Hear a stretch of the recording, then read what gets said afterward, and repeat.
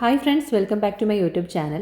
ഇന്നത്തെ video pregnant or breast feeding വുമൻസിനുള്ളതാണ് കേട്ടോ. സ്കിൻ കെയർ ചെയ്യുമ്പോൾ അറിഞ്ഞിരിക്കേണ്ട കുറച്ച് കാര്യങ്ങളാണ് ഈ ഒരു വീഡിയോയിൽ പറയുന്നത്. പല വീഡിയോകളിലായിട്ട് ഒരുപാട് കമൻസ് കാണാറുണ്ട്. അപ്പോൾ ഞാൻ വിചാരിച്ചു അവർക്കായിട്ട് ഒരു വീഡിയോ ചെയ്യാമെന്ന്.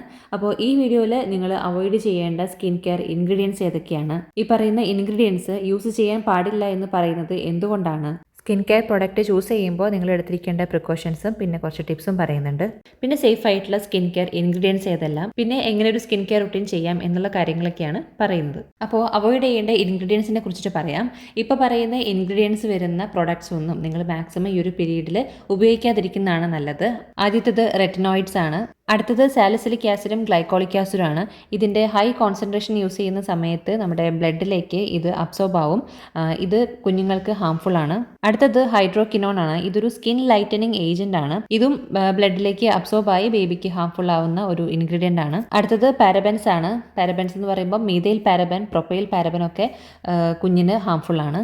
അടുത്തത് ബെൻസോയിൽ പെറോക്സൈഡ് ആണ്. നിങ്ങൾക്ക് അറിയായിരിക്കും, ആക്നി ട്രീറ്റ് ചെയ്യുന്നതിന് ഉപയോഗിക്കുന്ന ഒരു ഇൻഗ്രീഡിയന്റ് ആണ്. അടുത്തത് ടീ ട്രീ ഓയിൽ ആണ്. പിന്നെ കഫീൻ വരുന്നുണ്ട്. കഫീൻ ബേബീസിന്റെ ഉറക്കത്തിനെയും ബിഹേവിയറിനൊക്കെ എഫക്ട് ചെയ്യുന്ന ഒരു ഇൻഗ്രീഡിയന്റ് ആണ്. അടുത്തായിട്ട് ഒഴിവാക്കേണ്ടത് കെമിക്കൽ സൺസ്ക്രീൻ ആണ്. അതിന് പകരം നിങ്ങൾക്ക് ഒരു മിനറൽ സൺസ്ക്രീൻ ഉപയോഗിക്കാവുന്നതാണ്. പിന്നെ ട്രാനക്സാമിക് ആസിഡ്, ആൽഫ ആർബുറ്റിൻ, പിന്നെ അഡാപ്പലിൻ, ട്രെറ്റിനോയിൻ, പിന്നെ എസെൻഷ്യൽ ഓയിൽസും ഒഴിവാക്കുക. ഇനി പറയുന്നത് ഇപ്പോൾ പറഞ്ഞിട്ടുള്ള ഈ ഒരു ഇൻഗ്രീഡിയൻസ് ഒക്കെ എന്തുകൊണ്ടാണ് ഒരു കൺസേൺ ആവുന്നത് എന്നുള്ളതിനെ കുറിച്ചിട്ടാണ്.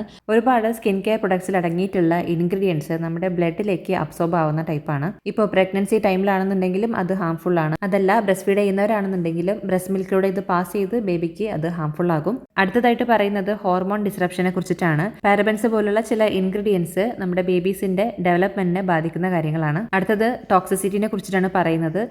ചില ഇൻഗ്രീഡിയൻസ്, റെറ്റിനോയിഡ് ഒരു ടോക്സിക് ഇൻഗ്രീഡിയന്റ് ആണ്. ബ്രസ്റ്റ് മിൽക്കിലൂടെ ഇത് കുട്ടികളിലേക്ക് എത്തിക്കഴിഞ്ഞാൽ ഇത് ഭയങ്കര ടോക്സിക് ആണ്.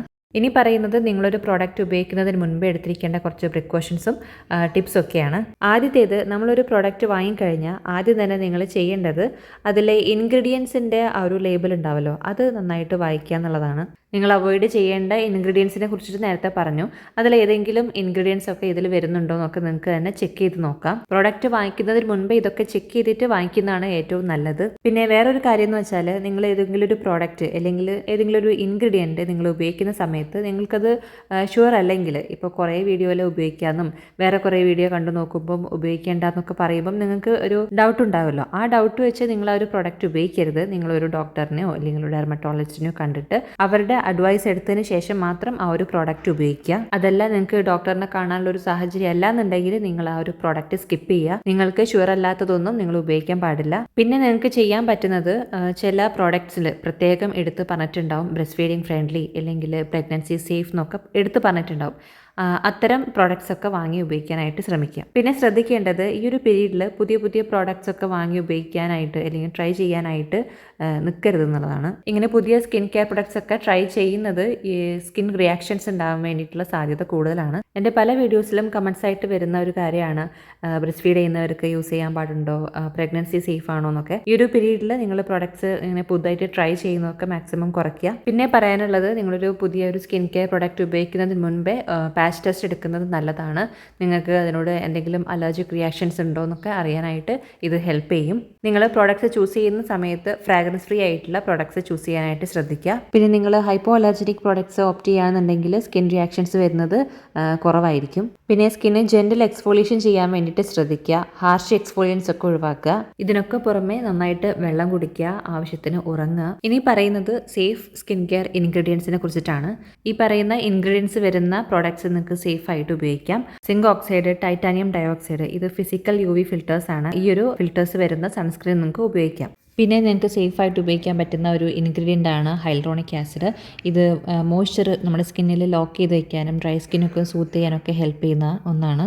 പിന്നെ ഗ്ലിസറിനും ഇതേപോലെ മോയ്സ്ചർ നിലനിർത്താനും ഡ്രൈ സ്കിന്നെ സൂത്ത് ചെയ്യാനൊക്കെ ഹെൽപ്പ് ചെയ്യുന്ന ഒരു ഇൻഗ്രീഡിയൻ്റ് ആണ്. അടുത്തത് നയാസിനമൈഡ്, സ്കിൻ ഇലാസ്റ്റിസിറ്റി ഇംപ്രൂവ് ചെയ്യാനും ഇൻഫ്ലമേഷൻ റെഡ്യൂസ് ചെയ്യാനും ഒക്കെ ഹെൽപ്പ് ചെയ്യുന്ന ഒരു ഇൻഗ്രീഡിയൻ്റ് ആണ്. അടുത്തത് വൈറ്റമിൻ സി എന്ന് പറയുന്നത് ഒരു ആൻറ്റി ഓക്സിഡൻ്റ് ആണ്. കൊളാജൻ പ്രൊഡക്ഷൻ ബൂസ്റ്റ് ചെയ്യുന്നതിനും സ്കിൻ ടോണ് ബ്രൈറ്റൻ ആകുന്നതിനൊക്കെ ഹെൽപ്പ് ചെയ്യുന്ന ഒരു ഇൻഗ്രീഡിയൻ്റ് ആണ്. പിന്നെ നാച്ചുറൽ ഇൻഗ്രീഡിയൻസ് നിങ്ങൾക്ക് ഉപയോഗിക്കാം. നാച്ചുറൽ ഇൻഗ്രീഡിയൻസ് എന്ന് പറയുമ്പം aloe vera, coconut oil, shea butter എന്നിവയൊക്കെയാണ്. അടുത്തത് സെറാമൈഡ്സ് ആണ്. സ്കിൻ ബാരിയറിന്റെ ഫംഗ്ഷൻ ഇംപ്രൂവ് ചെയ്യുന്നതിനും സ്കിന്നിലെ മോയ്സ്ചർ നിലനിർത്തുന്നതിനൊക്കെ ഹെൽപ്പ് ചെയ്യുന്ന ഒരു ഇൻഗ്രീഡിയന്റ് ആണ്. അടുത്തത് ഗ്രീൻ ടീ എക്സ്ട്രാക്ട് ആണ്. ഇതിന് ഒരുപാട് ആന്റി ഓക്സിഡന്റ് പ്രോപ്പർട്ടീസ് വരുന്നുണ്ട്. അതുകൊണ്ട് തന്നെ സ്കിന്ന് ഡാമേജ് ആകുന്നതിൽ നിന്നൊക്കെ നമ്മുടെ സ്കിന്നിനെ പ്രൊട്ടക്ട് ചെയ്യുന്നുണ്ട്. അടുത്തത് അസിലിക് ആസിഡ് ആണ്. ഇത് ആക്നെ, പിഗ്മെന്റേഷൻ ഇതൊക്കെ ട്രീറ്റ് ചെയ്യുന്നതിന് ഹെൽപ്പ് ചെയ്യുന്ന ഒരു ഇൻഗ്രീഡിയന്റ് ആണ്.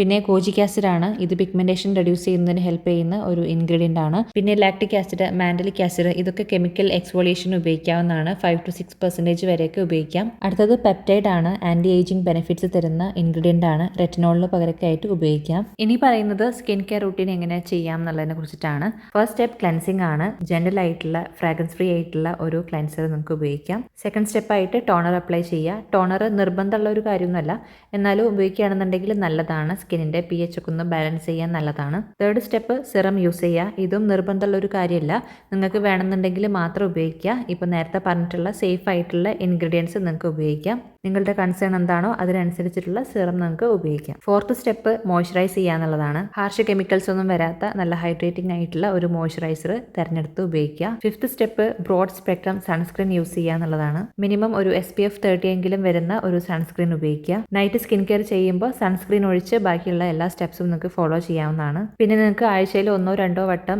സ്കിൻ എക്സ്ഫോളിയേറ്റ് ചെയ്യാം. ഇത് ഡെഡ് സ്കിൻ സെൽസ് ഒക്കെ റിമൂവ് ചെയ്യുന്നതിന് ഹെൽപ്പ് ചെയ്യും. സ്കിൻ ടെക്സ്ചർ ഇംപ്രൂവ് ആകും. നിങ്ങൾക്ക് കെമിക്കൽ എക്സ്ഫോളിയേഷനോ ഫിസിക്കൽ എക്സ്ഫോളിയേഷനോ ചെയ്യാം. കെമിക്കൽ എക്സ്ഫോളിയേഷൻ ചെയ്യുന്നവരാണെന്നുണ്ടെങ്കിൽ 5 to 6% വരുന്ന ലാക്ടിക് ആസിഡോ മാൻഡലിക് ആസിഡോ ഉപയോഗിക്കാം. അപ്പോൾ ഇത്രയൊക്കെയാണ് ഈ ഒരു വീഡിയോയിൽ പറയാനുള്ളത്.